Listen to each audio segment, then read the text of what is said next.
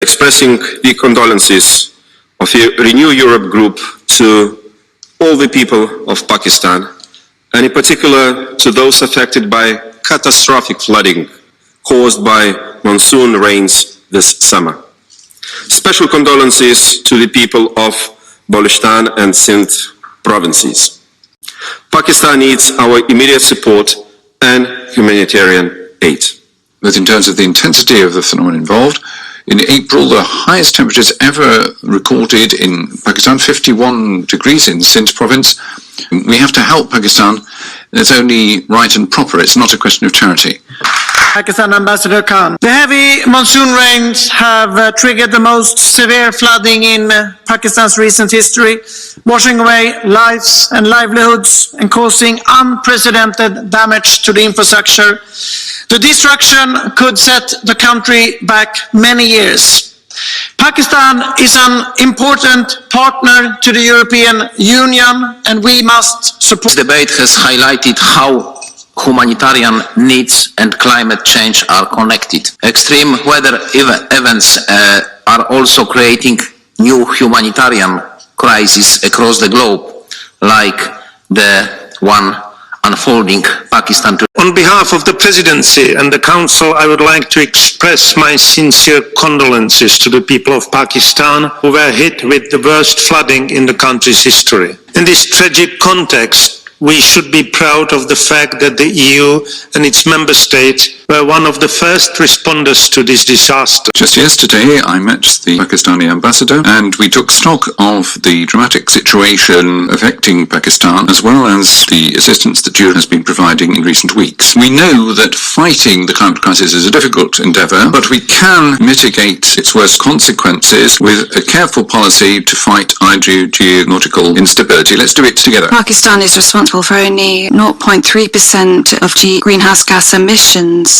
but they are paying a heavy price for climate collapse. So I would ask the European Union to honour its commitments to developing countries and to step up its efforts to make sure that adaptation to climate heating becomes a priority at global level. Pakistan, unfortunately, is hit by floods on several occasions, but this year the glaciers melted very quickly, the monsoon rains came in greater quantities. The scale of the tragedy that has hit Pakistan is undeniable, and that calls for our total support and the strengthening of humanitarian assistance from the European Union. Despite massive relief efforts from Pakistani authorities to alleviate the devastating impacts of the floods, there are still many pressing needs to be covered and many health threats to be countered. Therefore, we should step up our efforts to help Pakistan in facing not only the immediate but also the long-term consequences of such a huge disaster. I believe that Pakistan ought to stay in the GSP+, because it's only through doing that that we can achieve that the Central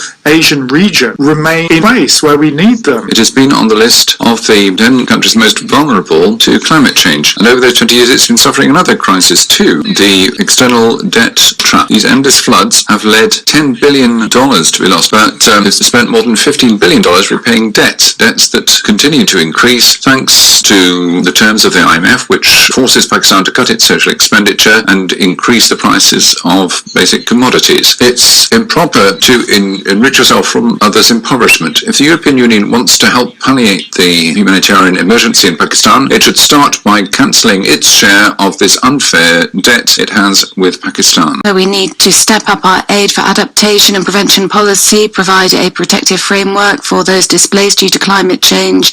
We need to have an international level effective mechanism for loss and damage, as the southern states are demanding in the climate negotiations. We'll be facing other disasters in the years to come. European nations, we need to see a deepening of relations with Pakistan. What Pakistan is going through, we need to show that we are friends, that we are close to them. The floods have also had a devastating effect on Pakistan's agriculture, which plays a central role in the country's economy. It is essential that the EU stands with the people of Pakistan, a country with which we have strong bilateral relations for over 60 years. This Monica Silvana Gonzalez, and greetings to the Ambassador for Pakistan. So we see that more than 30 million people are affected by these floods caused by climate change, but in the EU we still haven't decided how we're going to protect those people displaced by climate and climate refugees. How are we going to put ourselves in the position of a Pakistani child who's lost everything? What is needed is a long-term and medium-term development.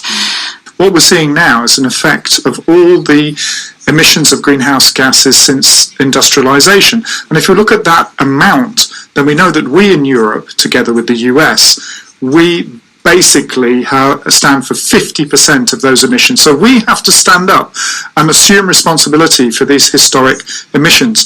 The humanitarian support that the EU has provided to Pakistan to date is insufficient.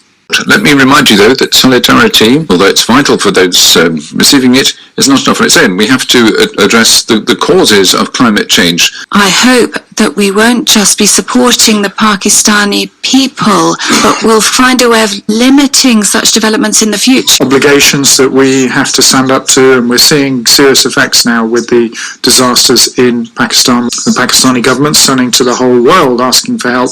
The European Union has to come up with answers, has to respond. This is a climate disaster that is happening before our very eyes. It is clear that we must accelerate decarbonisation in all sectors. Real climate justice means loss and damage payments. It means climate reparations from those who are most responsible for climate change, the developed West, to those who are least responsible and the most affected. Will the EU and the member states take responsibility and provide reparations on this occasion? Climate change, not the war in Ukraine, is by far the biggest crisis facing this planet. It will not be enough to increase humanitarian aid in an attempt to curb the possible risk of epidemics. To support the country at this dramatic time, action will have to be taken to support Pakistan's reconstruction, rehabilitation and resilience, including through relief measures of debt. It is not a time for fine words, but for immediate and effective action.